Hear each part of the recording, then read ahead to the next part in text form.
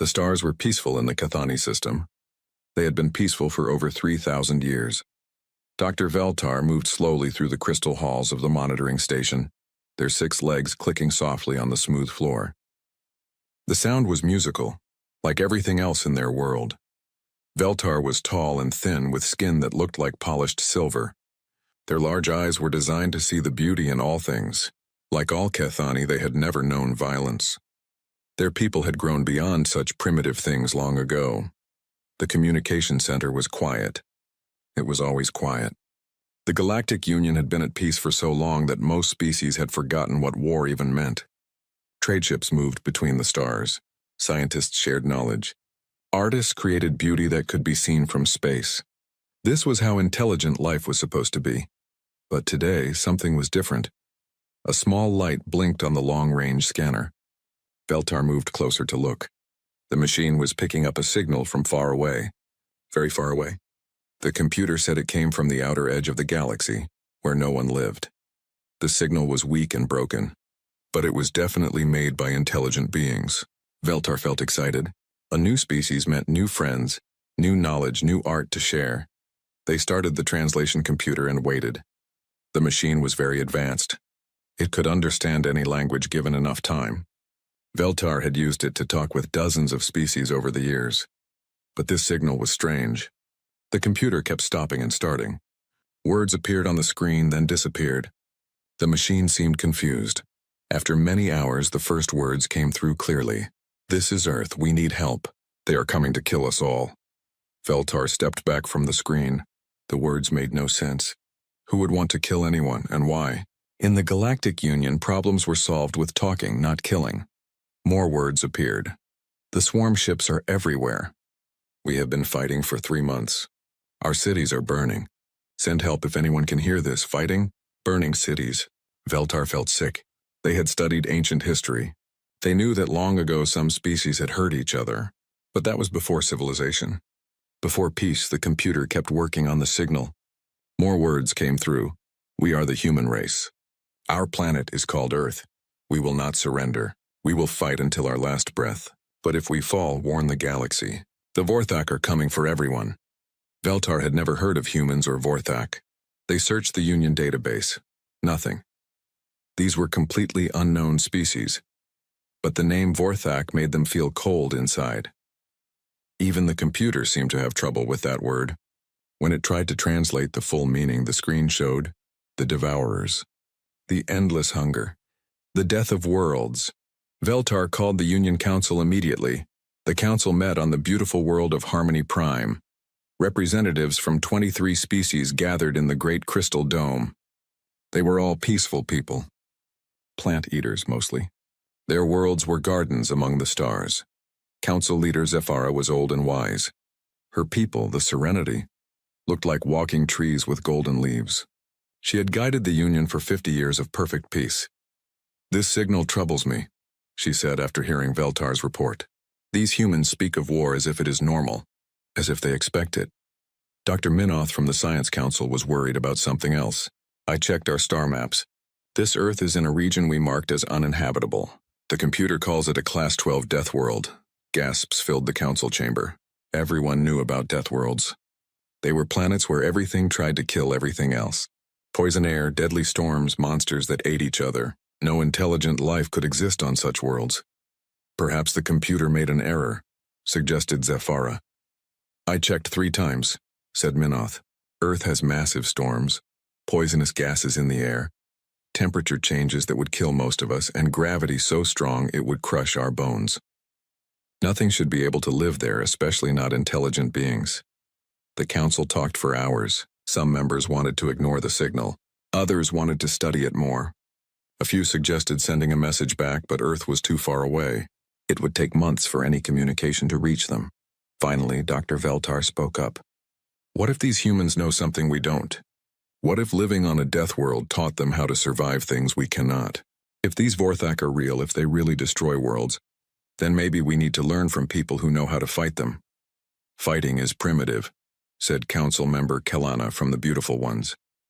"Intelligent beings solve problems with words, not violence." But what if words don't work?" asked Veltar.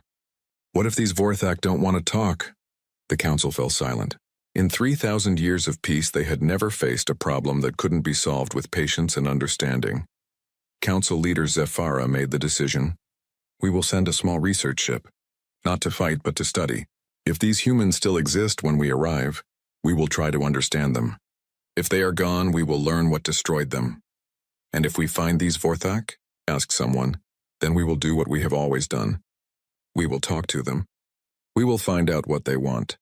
We will make peace. Dr. Veltar was chosen to lead the mission. They picked a small crew of scientists and diplomats. No weapons were brought because the Union had no weapons. They had no soldiers because they had no enemies. The ship Harmony's song was beautiful like everything the Union made. It was built for exploration and research, not war.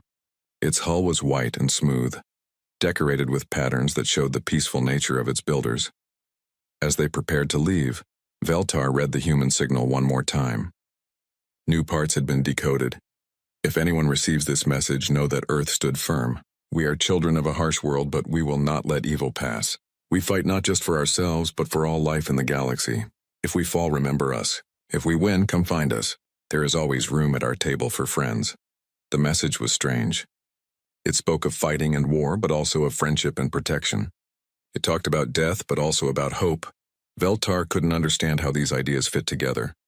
The journey to Earth would take 2 months.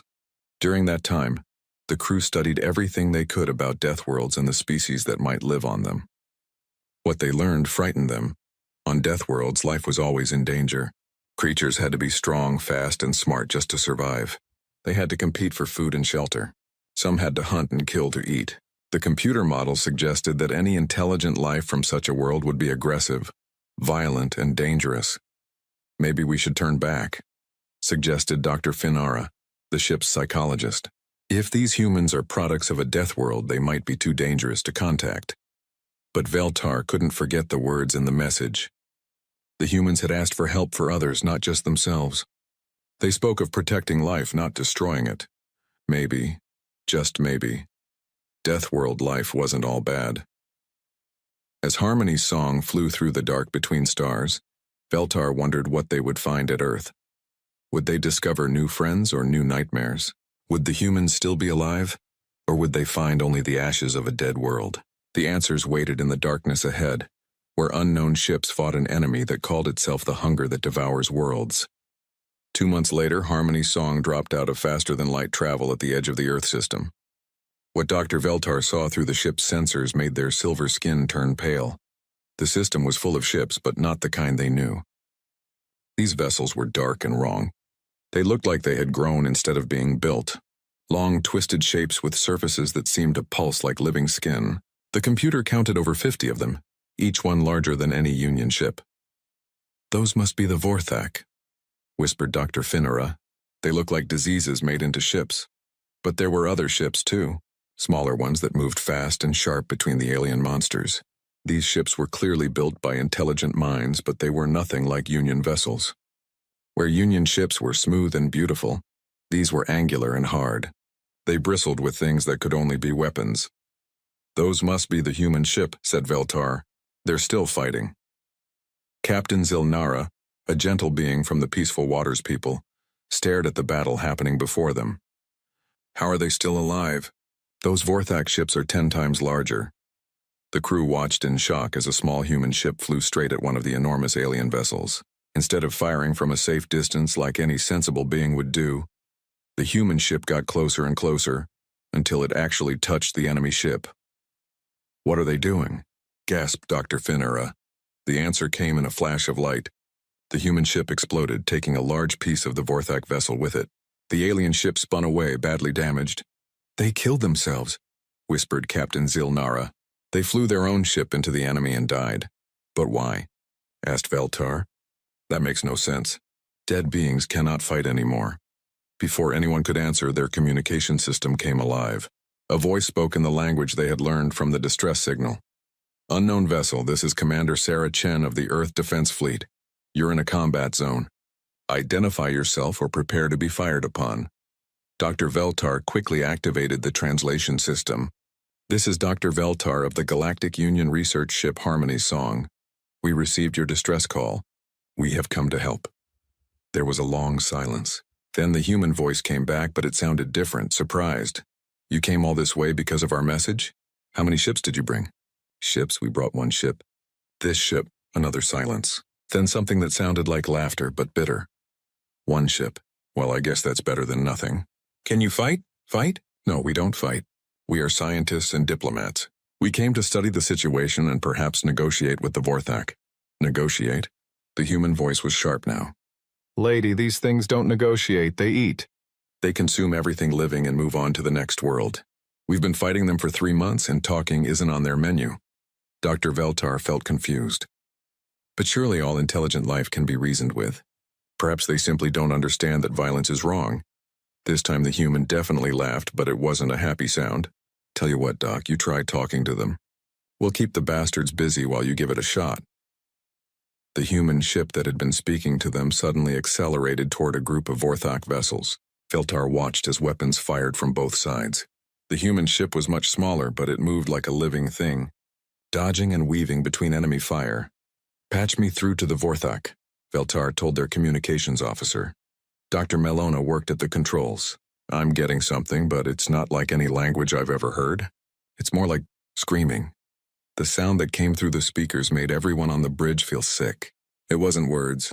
It was hunger and hatred and endless want. When the translation computer tried to make sense of it, only a few concepts came through. Consume, devour, feed, grow, spread. Turn it off, said Captain Zilnara, holding her head. That's not communication. That's madness. Commander Chen was right, said Veltar quietly. These beings don't think like us. They can't be reasoned with. The human voice came back on the radio. How did that go, Doc? Not well, Veltar admitted. They don't seem interested in talking. No kidding. Look, we need to get you out of here. This is about to get very hot and you don't look like you're built for combat. Wait, said Veltar. We want to understand. How are you fighting them? How are you still alive? You want the full tour? Fine, follow us but stay back, and try not to get eaten. The human ship led them to a larger vessel that was clearly a command ship. It was scarred and patched, showing signs of many battles. As Harmony Song docked with it, Veltar noticed that even the docking bay was different from anything they knew. Instead of the smooth, peaceful designs of Union ships, this place was built for efficiency and speed. Commander Sarah Chen met them at the airlock. She was smaller than Veltar had expected, but there was something about her that made the alien scientist step back. Her eyes were sharp and alert, constantly moving. Her body was tense, ready to move quickly. She looked like she expected danger at any moment. Welcome to the Defiant, she said. Sorry about the mess, but we've been a little busy. The ship was indeed messy by Union standards. The walls were covered with screens showing battle information. People moved quickly through the corridors carrying weapons and supplies. Everyone looked tired, but their eyes burned with something Veltar didn't recognize. You've been fighting for 3 months? Asked Dr. Finara. 3 months, 2 weeks, and 4 days, said Chen, but who's counting? How many of your people have died? Chen's face went hard. Too many. But we're still here and they're not taking Earth. She led them to a room where other humans were gathered around a large table covered with maps and charts. These humans all had the same look as Chen, tired but fierce. This is my command staff, Chen said. Colonel Martinez, our ground forces commander. Admiral Walsh, fleet operations. Dr. Patel, our science officer. Each human nodded at the aliens, but Veltar noticed that none of them fully relaxed. They kept watching the doors, listening to the sounds of the ship. They were ready for battle at any moment. We need to understand, said Veltar. How do you fight being so much larger than you? Colonel Martinez spoke up. He was a big human with scars on his face. We do what we've always done. We adapt. We use their size against them. What do you mean? Dr. Patel answered. She was smaller than the others, but her eyes were just as sharp. The Vorthak are powerful, but they're not smart in the way we are. They think like a hive. They don't expect individual initiative. We board their ships, said Admiral Walsh. We get inside and fight them in their own corridors. They don't know how to handle small, fast opponents who think for themselves. Veltar was horrified. You go inside their ships? Where they can surround you? Where they can't use their big guns, corrected Chen. Look, these things are used to overwhelming firepower and numbers. They've probably never faced anyone who was willing to get up close and personal. But that's so dangerous. You could die. The humans looked at each other. Then Chen spoke quietly. Doc, we're going to die anyway if we don't stop them here. They'll eat our world, then move on to the next one, and the next one after that. If dying means other worlds stay safe, then that's a price we're willing to pay. This was the moment Veltar began to understand. These humans weren't just fighting for themselves. They were fighting for everyone. They were willing to die to protect people they had never met. But there must be another way, said Dr. Finara. Violence is never the answer. Colonel Martinez laughed, but it wasn't cruel. Lady, sometimes violence is the only answer. When someone is trying to kill your family, you don't talk to them. You stop them. Family? Asked Veltar. Chen gestured toward a screen showing Earth. The planet was beautiful, blue and green and white. 7 billion people down there. My daughter is one of them. She's 8 years old and she likes to draw pictures of flowers. If the Vorthak get through us, she doesn't get to grow up. Veltar stared at the screen. 7 billion. The entire Galactic Union only had 3 billion people total across 23 worlds. You have 7 billion people on one planet? We breed fast, said Chen with a tired smile. Comes from living on a world that's trying to kill you. You learn to make the most of your time. An alarm sounded throughout the ship. Admiral Walsh looked at a screen and swore. Major attack incoming. 40 Vorthak ships heading straight for Earth. Chen turned to Veltar. You wanted to see how we fight? You're about to get a front row seat. The battle that followed changed everything Dr. Veltar thought they knew about war. From the bridge of the Defiant, Veltar watched as the human fleet moved to meet the Vorthak attack. The alien ships were massive, dark things that looked like floating nightmares. But the humans didn't run. They didn't try to negotiate. They flew straight toward certain death with what could only be called eagerness. All ships, this is Admiral Walsh, came the voice over the communication system. Remember the doctrine. Make them pay for every inch. No retreat, no surrender. Earth stands behind us. What is this doctrine they speak of?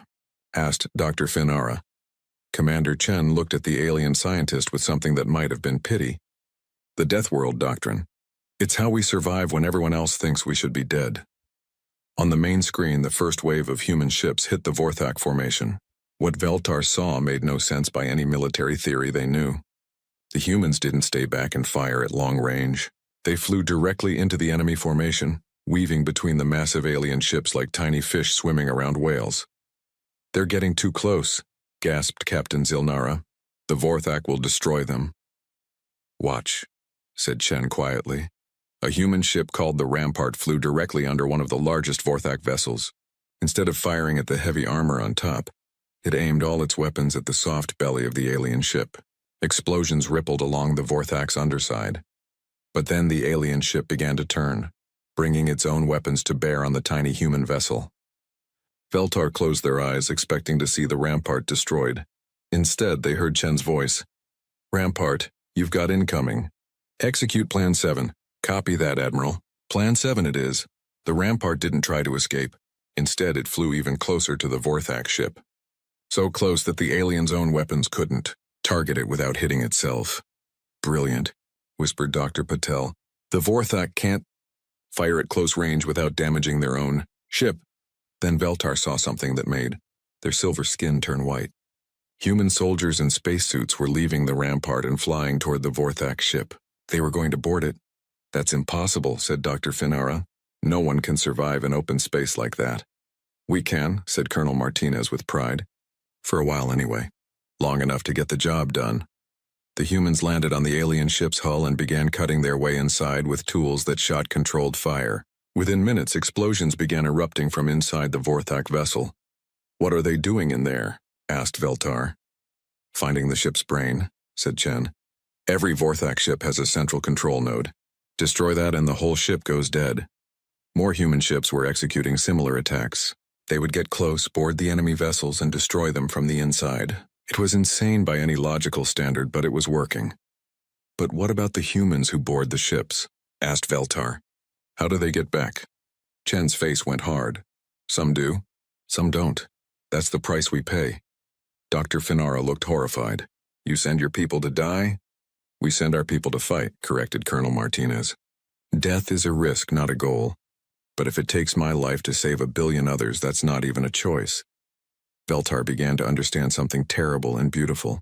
These humans valued their own lives, but they valued other lives more. They would die to protect strangers. It was the most alien concept the peaceful scientist had ever encountered. On the screen, a new wave of Vorthak ships appeared. But this time the aliens had learned. They were staying farther apart, making it harder for human ships to get close. "They're adapting," said Admiral Walsh, switching to Formation Delta. "What is Formation Delta?" asked Veltar. Chen smiled, and for the first time it wasn't a sad smile. Something we learned from Earth's predators. Pack hunting. The human ships suddenly split into small groups. Each group targeted a single Vorthak vessel, attacking from different directions at once. The aliens couldn't defend against attacks coming from all sides. But what really shocked Veltar was what happened when one of the human ships was damaged. Instead of retreating to safety, the other ships in its pack moved to protect it.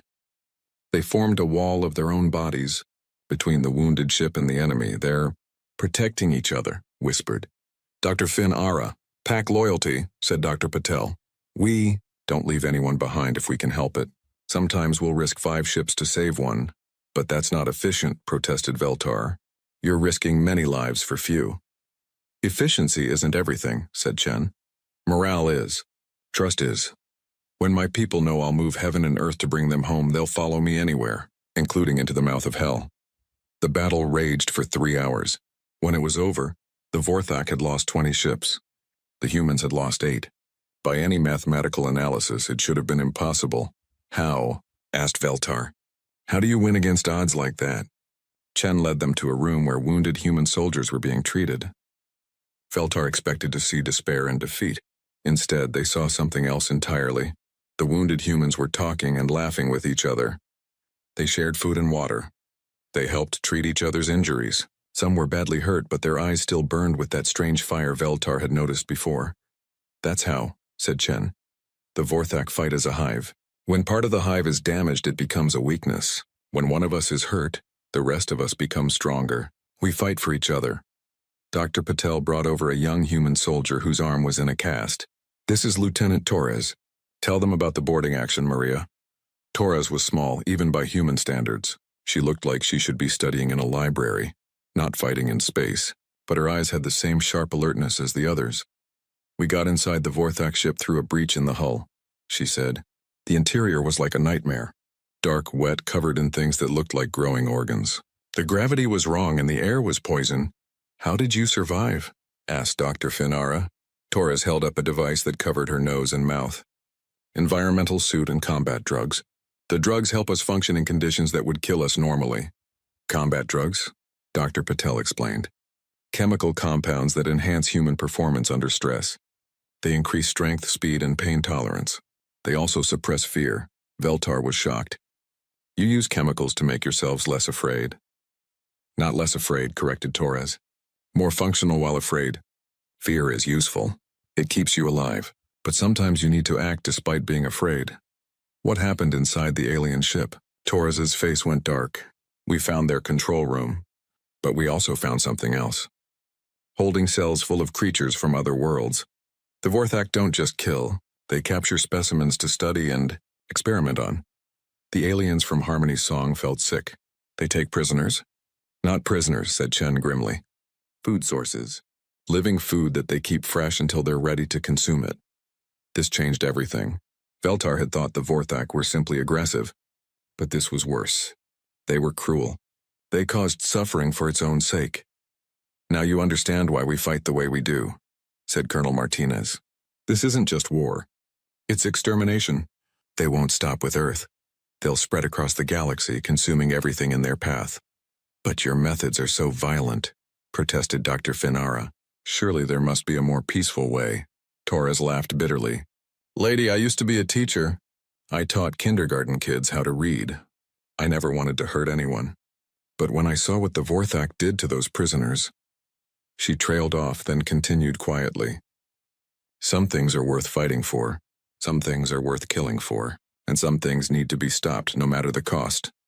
Admiral Walsh's voice came over the ship's communication system. "All hands, prepare for incoming transmission. We're getting a message from Earth." The main screen showed a man in a military uniform sitting in what looked like a bunker. Behind him, Veltar could see other humans working frantically at computers and communication devices. This is General Harrison, commanding Earth Defense Command. Admiral Walsh, how did we do? 20 Vorthak ships destroyed, sir. We lost 8 of our own. Acceptable losses. What about our guests? Chen stepped forward. The Union representatives are unharmed, sir. They've been observing our operations. General Harrison looked directly at the camera, and Veltar felt those sharp human eyes studying them across space. Dr. Veltar, I presume? I hope you've learned something useful today. We have learned much, General Harrison, but we still do not understand how you maintain morale when you suffer such losses. Harrison smiled, but it was the same sad smile Veltar had seen on other human faces. Doctor, let me show you something. The screen changed to show a view of Earth from space. The planet was beautiful, but Veltar could see the scars of war. Dark spots where cities had been attacked, smoke rising from damaged areas. But there were also lights. Millions and millions of lights showing where people still lived and hoped. 7 billion people, Doctor. My wife is down there somewhere, probably helping to treat wounded soldiers. My son is 13 and he's been volunteering to carry messages between shelters. Every person on this planet knows that if we fail, they die. Not just die, they get eaten alive by monsters from the dark. The general paused, then continued. You ask how we maintain morale? We remember what we're fighting for. We remember that every minute we hold them back is another minute for children to grow. 3 days after the battle, everything changed. Dr. Veltar was in the medical bay of the Defiant, watching human doctors treat wounded soldiers. The aliens were amazed by human medicine. Where Union healing focused on comfort and slow recovery, human medicine was designed for speed and function. They had soldiers back on duty within hours of being injured. Your medical technology is remarkable, said Dr. Finara to Dr. Sarah Kim, the ship's chief medical officer. We've had a lot of practice, Kim replied grimly. When you live on a world where everything tries to kill you, you get good at fixing damage quickly. That's when the alarm started screaming. Admiral Walsh's voice echoed through the ship. All hands to battle stations. Long-range sensors are picking up massive movement in deep space. This is not a drill. Commander Chen rushed into the medical bay, her face pale. Doc, you need to see this. All of you. They followed her to the main bridge where the command staff was gathered around a huge display screen. What Veltar saw made their silver skin turn white with fear. The screen showed a map of nearby space, with thousands of red dots moving toward Earth. The computer was counting them. 1,000, 2,000, 3,000 ships. The entire Vorthak fleet, whispered Dr. Patel. Every ship they have is coming here. How many? Asked Chen. Current count is 4,763 vessels, reported the sensor operator. Still counting. The bridge fell silent. The humans had fought bravely against 50 ships. They had won against 100 ships. But nearly 5,000? It was impossible. How long until they arrive? Asked Admiral Walsh. 18 hours at current speed. Colonel Martinez spoke quietly. We have maybe 200 ships left that can fight. Even if we could destroy 10 of theirs for every one of ours. He didn't finish the sentence. He didn't need to. The math was simple and horrible. Commander Chen looked at the screen for a long moment. Then she turned to her communication officer. Send a message to all Earth colonies. Emergency Protocol 7, all of them, ma'am. Every single one. It's time. Dr. Veltar didn't understand. What is Emergency Protocol 7? Chen looked at the alien scientist with something that might have been pity. You're about to find out what humans are really capable of when we stop holding back. The message went out on frequencies Veltar had never heard before. It was short and simple. This is Admiral Chen, Earth Defense Command. The enemy is coming in force. All colonies, all ships, all stations. Emergency Protocol 7 is now in effect. Come home. It's time to show these bastards what happens when you threaten Earth. For hours, nothing seemed to happen. The Vorthak fleet continued its approach. Human defenders prepared for a battle they couldn't win. Some ships began evacuating civilians from Earth's orbital stations. But Veltar noticed that the humans weren't acting like people facing certain death. They were working with calm efficiency. They checked their weapons. They reviewed battle plans. They said goodbye to loved ones. But they didn't despair. How can you be so calm? Asked Dr. Finara. You're facing impossible odds. Are we? Asked Chen with a strange smile. That's when the first response came. Earth Defense Command, this is the revenge of Mars. We heard the call. coming home with 97 ships and a lot of attitude. Then another. This is the Europa Mining Consortium. We've got 43 ships armed and ready. Nobody messes with our homeworld. And another. Asteroid Station Series reporting. 60 ships ready for action. Let's dance.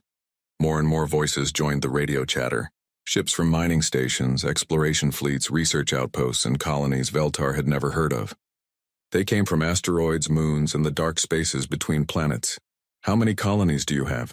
Asked Veltar in amazement. We've been spreading out for 300 years, said Dr. Patel. Humans don't like putting all their eggs in one basket. We learned that lesson from Earth's history. The numbers kept growing. 100 ships. 200. 500. 1,000. Impossible, whispered Captain Zilnara. No species spreads that fast. Most species don't come from death worlds, said Colonel Martinez.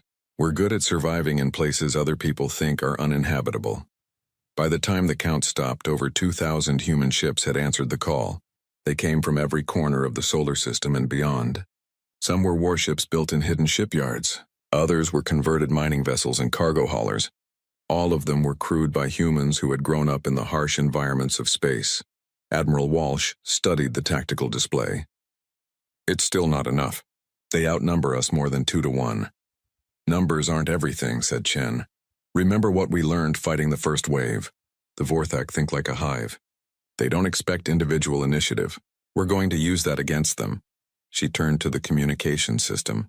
All ships, this is Admiral Chen. You know what they've done. You know what they plan to do. Today we don't just fight for Earth. We fight for every world that comes after us. Make them remember this day. Make them regret ever hearing the name human. The response came back from 2,000 ships. Understood, Admiral. Let's make them pay. The Vorthak fleet arrived exactly on schedule. They came out of faster-than-light travel in a massive formation that blocked out the stars. Their ships were even more horrible up close, living nightmares of dark, metal and pulsing flesh, but they weren't expecting what they found waiting for them. The human fleet was spread out across the entire system. Ships hid behind asteroids in the shadows of moons and in the dark between planets. When the Vorthak began their approach to Earth, humans attacked from everywhere at once. All ships execute Operation Death World, ordered Admiral Chen. What followed wasn't a battle. It was a masterpiece of coordinated violence. Human ships appeared from hiding spots throughout the system, hitting the Vorthak fleet from dozens of directions. But these weren't the desperate defenders the aliens expected. These were void-born humans who had spent their entire lives in space. They flew their ships like extensions of their own bodies. The Revenge of Mars led a squadron of mining ships against the Vorthak left flank.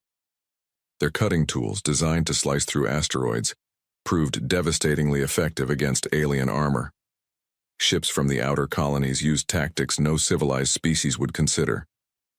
They flew through fields of space debris, using chunks of rock and metal as shields and weapons. They hid in the shadows of planets, striking without warning. They're fighting like pirates, observed Dr. Finara. They're fighting like humans, corrected Chen. The Europa fleet demonstrated something called ice mining techniques. They used their ships' cargo holds to collect chunks of ice, then fired them at Vorthak ships at incredible speeds. The ice hit like massive bullets, punching holes in alien hulls. But the most shocking moment came when a group of research ships approached a cluster of Vorthak vessels. Instead of firing weapons, they released clouds of what looked like glitter. What are they doing? Asked Veltar. Dr. Patel was grinning. Nanobots. Self-replicating machines designed for asteroid mining. They're programmed to break down metal and organic compounds. The effect was immediate and horrible. The nanobots swarmed over the Vorthak ships, eating through their hulls like acid. Within minutes, the massive alien vessels were falling apart. That's biological warfare, protested Dr. Finara. No, said Chen coldly. That's extermination. There's a difference. The Vorthak tried to adapt, but they couldn't. They were used to fighting opponents who followed rules, who had limits, who could be reasoned with or intimidated. The humans followed no rules except victory. They couldn't be reasoned with because they had already decided the Vorthak were evil. They couldn't be intimidated because they had chosen to fight regardless of the cost. Ship after ship of the alien fleet fell to human tactics that no sane species would use, ramming attacks where humans flew their ships directly into enemy vessels. Boarding actions in the vacuum of space. Suicide runs where damaged ships flew into enemy formations and detonated their reactors. They're all insane, whispered Captain Zilnara. No, said Veltar quietly. They're all heroes. The turning point came when Admiral Walsh led a massive assault on the Vorthak command ship. It was a monster the size of a small moon, protected by dozens of escort vessels. Any rational commander would have avoided it. Walsh flew straight at it with 300 ships. The battle around the command ship was the most vicious of the war. Human ships were destroyed by the dozens, but they kept coming. They flew through walls of enemy fire. They rammed escort ships. They boarded the command vessel from every direction. And finally, Admiral Walsh's ship, the Indomitable, reached the command ship's core. His last transmission was simple. Tell my wife I kept my promise. The Indomitable detonated its reactor inside the Vorthak command ship. The explosion was visible from Earth. With their command ship destroyed, the Vorthak fleet began to fall apart. Without central coordination, they became easy targets for human pack tactics. When the battle ended 12 hours later, the space around Earth was filled with wreckage. Of the nearly 5,000 Vorthak ships that had attacked, fewer than 50 escaped. The 6 months after the Battle of Earth, Dr. Veltar stood in the Great Council Chamber on Harmony Prime. The crystal dome that had once housed only peaceful discussions now echoed with heated debate. The topic was simple: what to do about the humans. The war was over. The Vorthak had been completely destroyed. Not a single alien ship remained in known space. For the first time in galactic history, an aggressive species had been totally eliminated. The Union didn't know whether to celebrate or hide. They're too dangerous, declared Council Member Kalana from the Beautiful Ones. Any species that can destroy the Vorthak so completely could destroy us just as easily, but they saved us, protested Dr. Minoth from the Science Council. Without the humans, the Vorthak would have spread across the galaxy. We all would have died. Council leader Zephyra raised her hand for silence. Dr. Veltar, you spent the most time with them. What is your assessment? Veltar looked around the chamber at the representatives of 23 peaceful species. They were all afraid. The humans had shown them something they had forgotten existed: the power of controlled violence. They are dangerous, Veltar said carefully, but not to us. I watched them fight. I saw them die to protect strangers. I heard them speak of their children and their hopes for peace. They are not conquerors. They are protectors. How can you be certain? Asked Kelana. History shows that warrior species eventually turn on their neighbors. Because I asked them, said Veltar. Yesterday I received a communication from Commander Chen. The humans want to address the council. Gasps filled the chamber. No one had expected this. The humans had been silent since the battle, rebuilding their fleet and tending to their wounded. Most council members had hoped they would simply go away. What do they want? Asked Zephyra, to make an offer. 3 days later, Commander Sarah Chen arrived at Harmony Prime with a small escort of human ships. The vessels were clean and polished, but Veltar could still see the scars of battle on their hulls. The humans were making a statement. They came in peace, but they remembered war. Chen looked different than she had during the fighting. She was still alert and strong, but the desperate edge was gone. She wore a formal uniform instead of battle gear. When she smiled, it reached her eyes. Dr. Veltar, she said as she stepped off her ship. Good to see you again. Thank you for arranging this meeting. The council is nervous about speaking with you. Chen laughed, but it was a warm sound now instead of bitter. I don't blame them. We probably looked pretty scary 6 months ago. You looked like demons from the old stories. Good, that's what we wanted the Vorthak to think. But today I hope we can look like something else. The council chamber had been modified for the human delegation. The atmosphere was adjusted for their breathing needs. The gravity was increased to match Earth normal. Even so, many council members looked uncomfortable as Chen and her team entered. Chen stood before the assembled representatives and bowed in the human manner. Honored Council, I am Commander Sarah Chen of Earth. I speak for all humanity when I say we are grateful for this opportunity. Council Leader Zephyra spoke carefully. Commander Chen, your species has demonstrated remarkable military capability.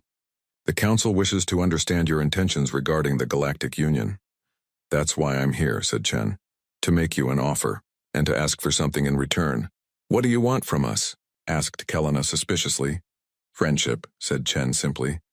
Trade, cultural exchange, the chance to learn from your sciences and arts. We've spent so long fighting that we've forgotten how to build beautiful things. The council members looked confused. This wasn't what they had expected from a warrior species. And what do you offer in return? Asked Dr. Minoth. Chen's expression became serious. Protection.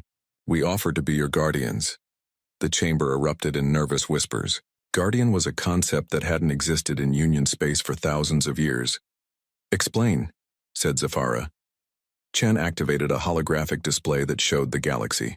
For 3,000 years, you've built a wonderful civilization. Art, science, philosophy, trade. You've created something beautiful among the stars. But beauty needs protection. She pointed to various areas on the map. There are threats out there. The Vorthak weren't the only aggressive species in the galaxy. Our long-range scouts have detected at least 3 other hostile civilizations. They're not moving yet, but they will. Aggressors always do. What are you proposing? Asked Zafara. A partnership. You continue to govern trade, diplomacy, and cultural matters. We establish a Guardian fleet to protect Union space from external threats. Any military action would require Council approval. Any new contact with unknown species would be handled jointly. Dr. Veltar stood up. Commander Chen, may I ask a personal question? Of course, why do you want to do this? You could easily conquer the Union if you chose. Why offer to serve instead? Chen was quiet for a long moment. Then she spoke, and her voice carried the weight of loss and hope. 6 months ago, my daughter asked me a question. She said, Mommy, why do the bad aliens want to hurt people? I told her that some beings choose to cause pain, but others choose to prevent it. She asked which one we were going to be. Chen looked around the chamber at the peaceful aliens. We've seen what we can destroy. Now we want to find out what we can protect. We want to be the kind of people our children can be proud of. But violence is wrong, protested Kelana. Surely there are peaceful solutions to these problems. Colonel Martinez, who had come with Chen's delegation, spoke up. Ma'am, with respect, that's what the Vorthak were counting on. They knew you wouldn't fight back. That made you easy prey. There are beings in this galaxy who only understand strength, added Dr. Patel. We can be that strength, used in service of your values instead of against them. Council leader Zafara considered the proposal. What guarantees do we have that you won't turn this power against us? Chen smiled. None except our word. But I can tell you this, we've learned something from you. Before meeting the Union, humans thought all aliens were either enemies or potential enemies. You showed us that some beings choose cooperation over conflict. You gave us something to aspire to. She gestured to Dr. Veltar. Your people taught us that strength without wisdom is just destruction. We want to combine our strength with your wisdom. We want to build something neither of us could create alone. The debate continued for 3 days. Some council members remained opposed to any military alliance. Others worried about setting a precedent. But eventually a consensus emerged. Dr. Veltar cast the deciding vote. The humans saved us once. Perhaps it's time to trust them to do it again. The Guardian Accords were signed 1 month later. The humans established a fleet dedicated to protecting Union space. The first Guardian station was built at the edge of known territory, where human ships could watch for threats while Union scientists studied distant stars. The arrangement wasn't perfect. Cultural differences led to misunderstandings. Some species remained afraid of their new protectors. Some humans chafed at the restrictions placed on their military actions, but it worked. 2 years later, when the hegemony of Razak invaded Union space with a fleet of conquest, they met the Guardian fleet at the border. The battle was brief and decisive. The humans had learned from fighting the Vorthak. They were faster, stronger, and more ruthless than any enemy the galaxy had seen. But what surprised everyone was what happened after the battle. Instead of destroying the defeated hegemony ships, the humans offered their crews a choice: return home and never threaten Union space again, or face complete destruction. The hegemony chose to retreat. Word spread quickly that the Union was no longer defenseless. Other aggressive species began to avoid Union territory. Dr. Veltar, now serving as the Union's liaison to the Guardian fleet, watched the change with fascination. The galaxy was becoming a safer place, not through the elimination of violence, but through the careful application of it. The humans had kept their word. They protected without conquering. They served without ruling. And slowly, they began to change. Human children grew up on Union worlds, learning alien languages and customs. Human artists collaborated with Union masters to create new forms of beauty. Human scientists worked alongside alien researchers to unlock the secrets of the universe. In return, the Union learned that courage came in many forms. They discovered that sometimes protecting the innocent required difficult choices. They found that peace was not the absence of conflict, but the presence of those willing to fight for what was right. 5 years after first contact, Dr. Veltar stood in the garden of New Harmony Station, watching human and alien children play together. The human children were learning Union Harmony songs. The alien children were playing human games that involved strategy and friendly competition. Commander Chen, now Admiral Chen, joined Veltar by the fountain. "Penny for your thoughts?" she said, using a human expression the alien had learned to appreciate. "I was thinking about change," said Veltar. "When we first met, I thought you were demons. Now I watch your children sing our songs and I realize we were both right and wrong about each other." "How so?" "You are capable of terrible violence, but you choose to use it in service of beauty and peace. We are dedicated to harmony and understanding, but we learned